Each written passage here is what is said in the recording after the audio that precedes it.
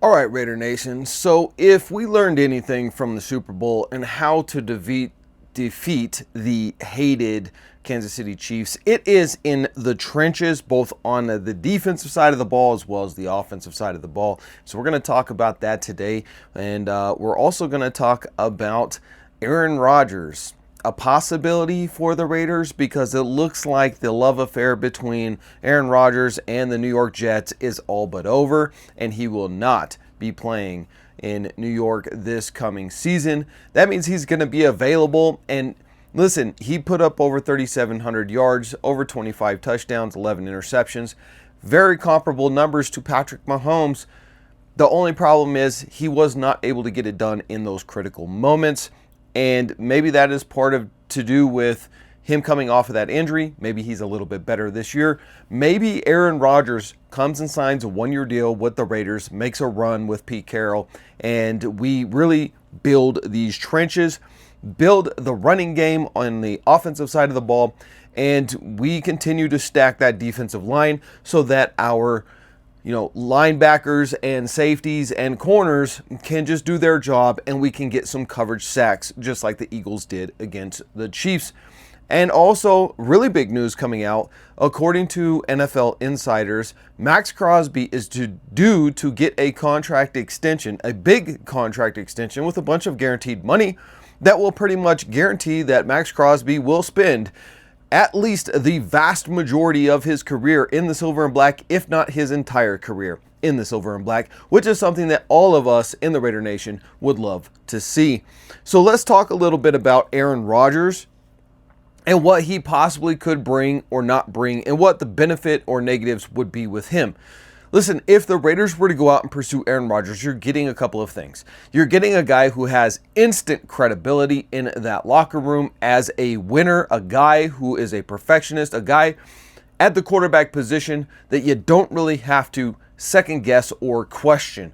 When he comes in, he is coming in all business. The dude is only going to come back for one reason and one reason only, and it is not for money. It is to win another Super Bowl, because he was not able to get that done in New York. Maybe he comes to Vegas. Now, with the smoke going around that you could see Davante Adams back in the silver and black, maybe this is something that is being cooked up right now between Davante Adams and his best friend, that they come as a package deal back to the Raiders on a very friendly end of their careers type of a deal, because both of them will most likely not be playing for the Jets this coming season.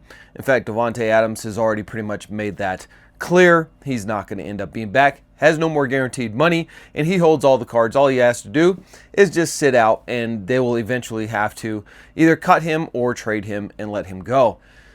So with Aaron Rodgers, there's a mobility issue. He's simply not the mobile quarterback that he used to be 10 years ago. What he is, though, is a guy who understands how to read defenses. He is a guy who understands where to place the ball. And he has one of the best arms, if not the best arm, in all of the NFL. And so you have an instant upgrade with him over Aiden O'Connell and Gardner Minshew, who we all know is not going to be in the silver and black. Would be absolutely shocking if Minshew was still on this team post June 1st. So we have to make a real decision. Do you go with the Sam Darnold, who had a phenomenal year last year, but was that a one-off? And, will the Vikings even allow him to go? Will they even allow him to hit the free agency market? Or will they tie him up and let J.J. McCarthy just kind of sit back and learn from a guy who was another former first-round draft pick and mature into his game and then be the successor to Sam Darnold in a few years? That's always a possibility. That's the Green Bay formula for success over there. Maybe Minnesota does that, and maybe Sam Darnold doesn't even hit the market. So let's just assume that Sam Darnold doesn't hit the market and Aaron Rodgers is on the market. They cut him post June 1st, saving themselves some money, and he's out there as an unrestricted free agent. I think it would only make sense with Pete Carroll, with Chip Kelly, that you bring in a guy like him, you build those trenches. Let's get out there in the draft and let's get out there in the free agency and further upgrade that offensive line and give him the protection he needs, because one of the issues that he had in New York is the offensive line just wasn't giving him the protection that he needed. And because of that, he wasn't able to perform at the top level that we know that Aaron Rodgers can perform at. Is he going to be 100% Aaron Rodgers from 2 or 3 years ago, even 10 years ago? Absolutely not. Like I said, the guy's going to be like 42 years old, 43 years old, and your body starts to take a toll on you, and you're not going to be able to be as mobile as you used to be. However, you don't really need the mobility if you do two things. If, number one, you set your offense up to be a powerful running style offense. You build those trenches and you get the best offensive line in the NFL like the Eagles had, and you can move the ball and keep the chains moving, and Aaron Rodgers can absolutely still chuck that ball. Give him time in the pocket and he will tear up any defense. He is that good. If he doesn't have time, if we don't address the offensive line in a very serious fashion, we need two dominant guards for sure. JPJ, he needs to be the center, and Andre James needs to be on his away on a plane somewhere else. And Colton Miller is still good at left tackle. No problem with him. He struggled the first half of last year. Once he got back into form, he was back to looking like the Colton Miller that we all know and love. And then DJ Glaze looks like he could absolutely become something.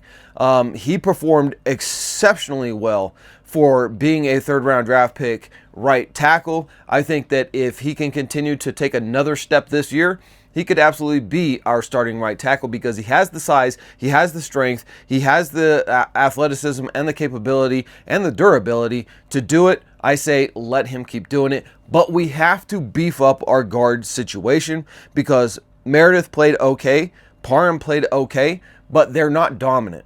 And if we looked at that Super Bowl and how Philly's offensive line were so dominant and how they were able to hold at bay guys like Chris Jones and Wooten and all of those other guys on their defensive line, that's telling you something. That's what the Raiders need to do. So that's success formula number one if you're going to bring in an aged quarterback, an aged veteran quarterback like an Aaron Rodgers.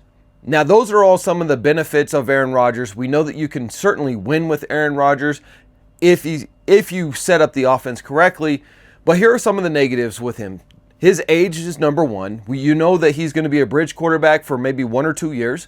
And if you're going to bring him in, you need to use your number 1 or number 6 pick to make sure that you get the best player available, especially if that's going to be something in the trenches. And not go quarterback, which means that you're thinking that Aiden O'Connell can eventually take over for Aaron Rodgers.